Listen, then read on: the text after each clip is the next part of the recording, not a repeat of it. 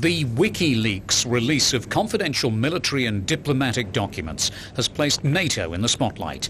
In his first public response, the alliance's Secretary-General, Anders Rassmussen, told Euronews the revelations won't affect its policies. He also spoke about NATO's future and the role of its forces in Afghanistan and elsewhere. Mr. Rassmussen, thank you for receiving us here in the NATO headquarters in Brussels. These last weeks were marked by the disclosure of several US diplomatic cables, some of them concerning discussions on NATO issues. Are you afraid that somehow these revelations could affect the consensus achieved during the NATO summit in Lisbon? No, actually, I don't think so. The fact is that the content of these cables are not breaking news. We do not comment on classified documents as a matter of policy, but in general I can tell you that they will not have any impact on our policies. Mm-hmm. Some of these cables evoke a NATO plan to protect the Baltic countries against Russian attack. Was Russia aware of this plan when you discussed it with Mr. Medvedev in Lisbon, the re-establishment of relations between NATO and Russia?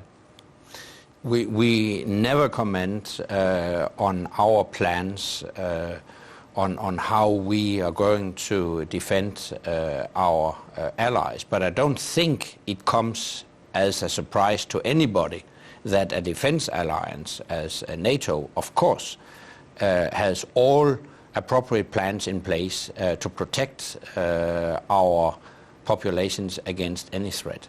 Do you think that this can affect this re-establishment of the cooperation between Russia and NATO? No, I feel confident that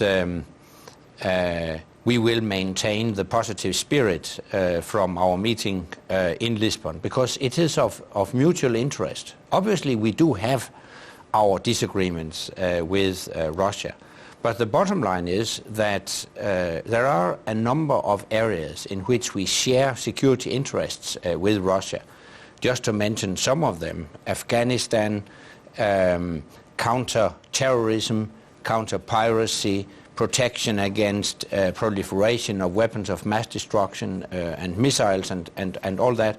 And we should develop practical cooperation in those areas where we share interests. And that was the decisions taken at the Lisbon summit, and I think this spirit of Lisbon will prevail.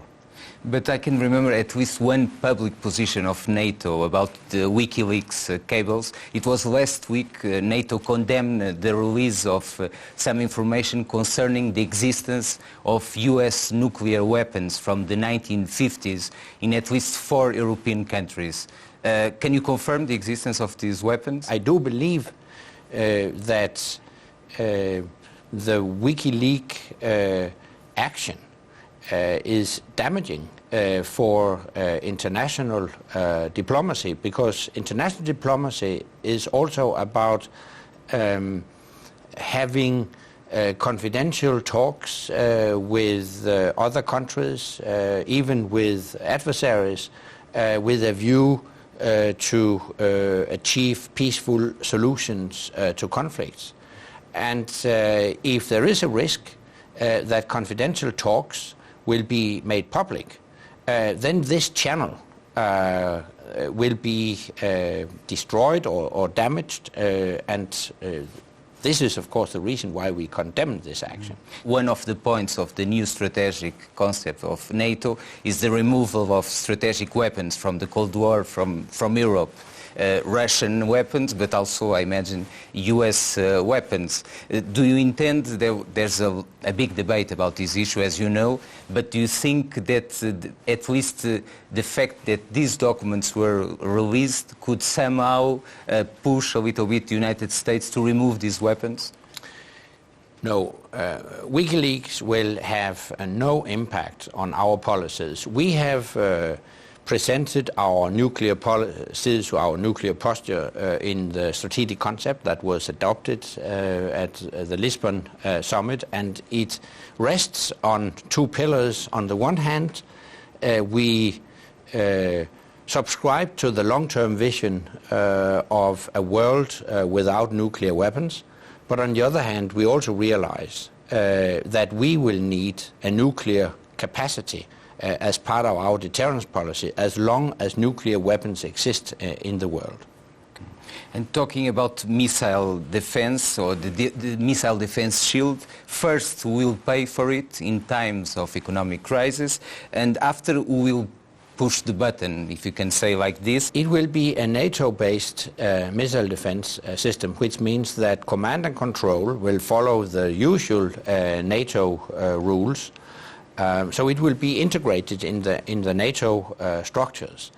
And as far as the cost the costs are concerned, we can build this territorial missile defense at a very modest additional cost. And the reason is that the Americans use their existing missile defense system as an important input to the NATO-based system. Other European allies put their existing missile defense system into the NATO-based system as well, and by linking these existing systems together, we can expand missile defense from being purely a protection of our deployed troops to be a protection of the whole population. About Afghanistan, in Lisbon you agreed on a transition plan that will start in June next year and until 2014. My question, what will happen after 2014? What will be the role of NATO?